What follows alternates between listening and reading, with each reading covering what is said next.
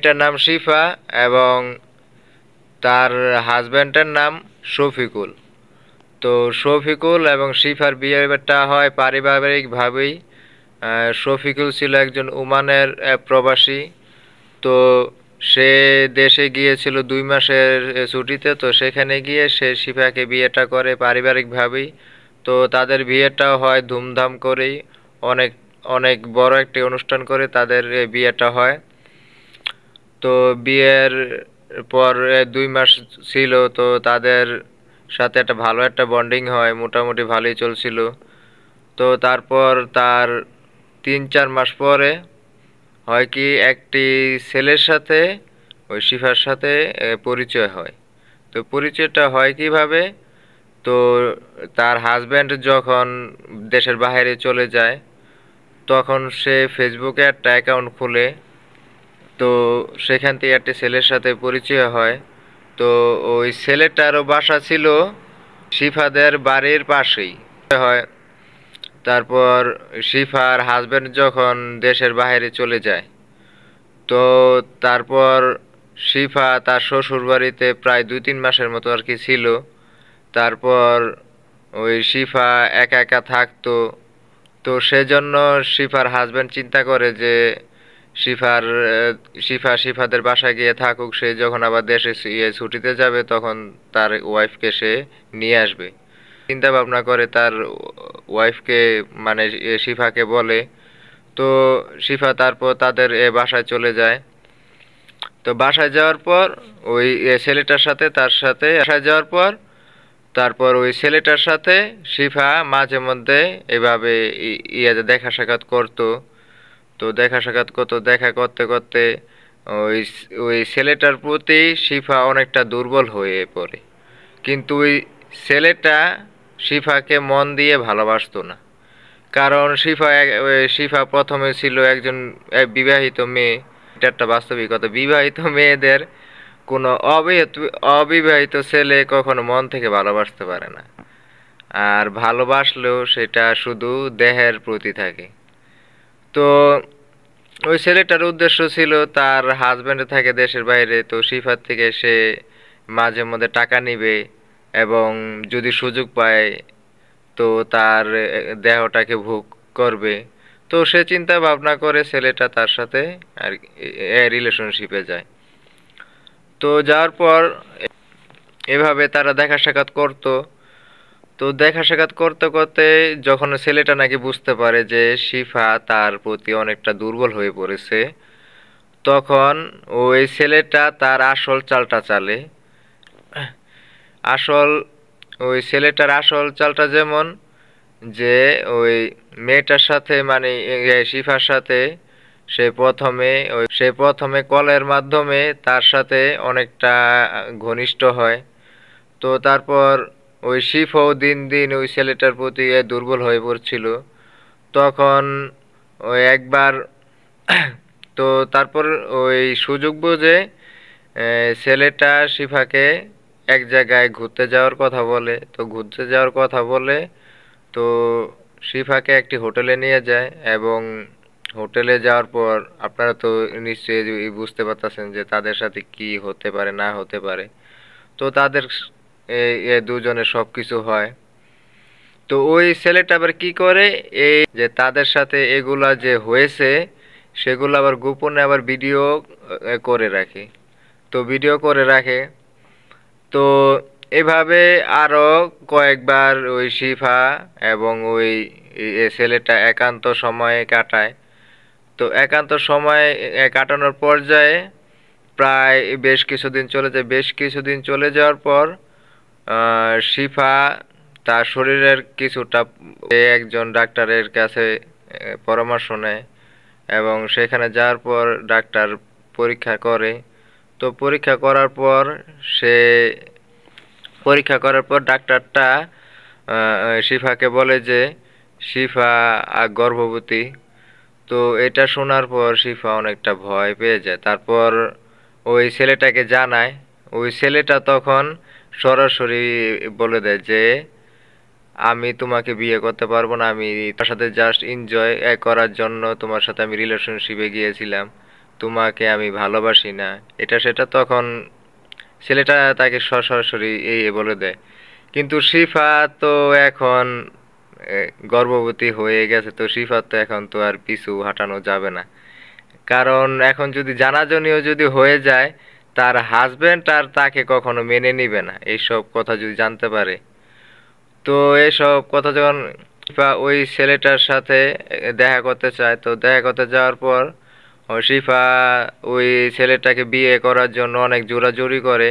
তো জোরাজুরি এক পর্যায়ে ওই ছেলেটা শিফাকে একটি ভিডিও দেখায় যে তুই যদি কাউকে যদি বলিস তাহলে আমি এই ভিডিও ফাঁস করে দিব।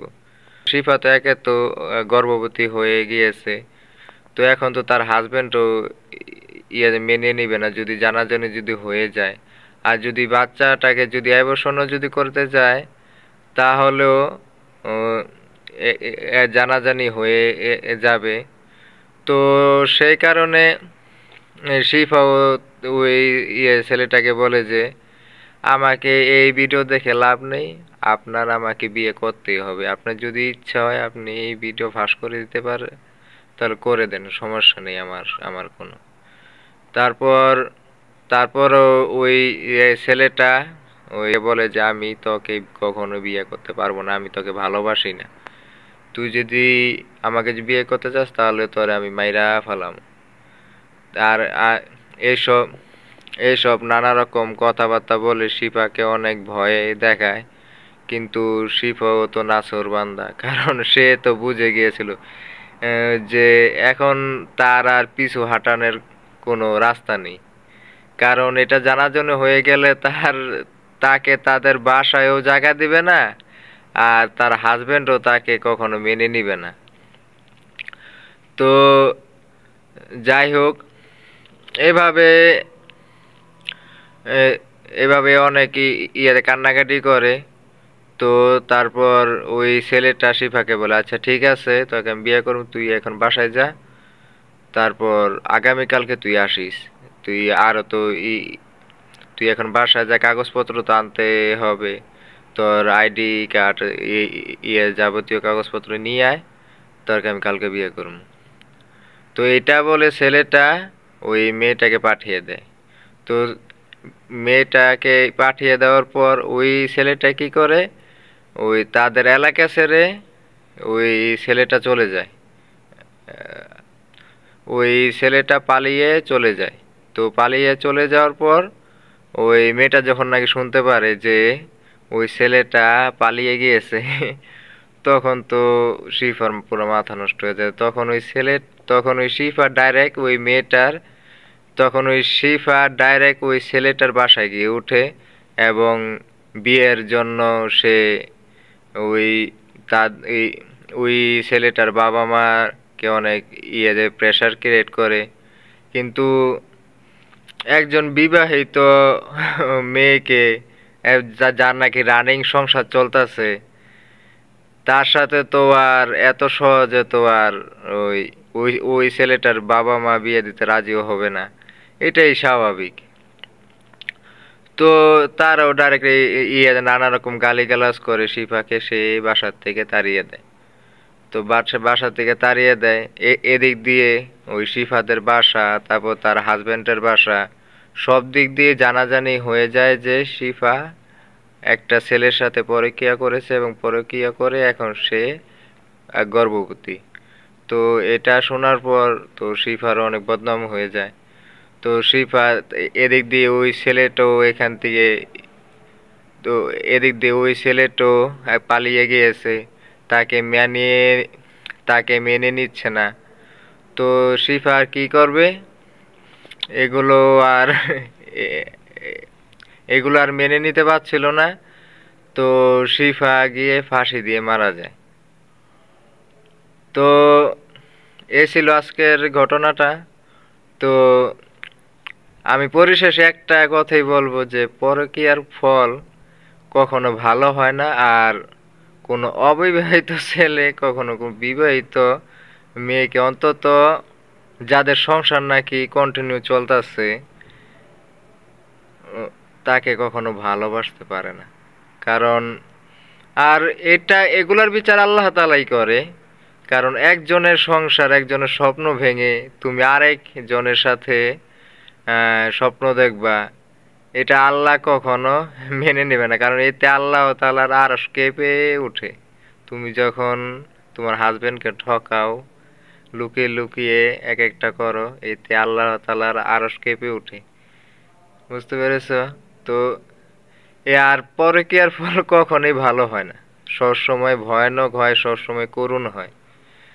এই যে আজকে আপনার এই যে দেখতে পেলেন যে পরকীয়ার কারণে একটি মেয়ের জীবন কিভাবে শেষ হয়ে গেল। সে শেষমেশ টিকতে না পারে আত্মহত্যাটাকে বেছে নিল।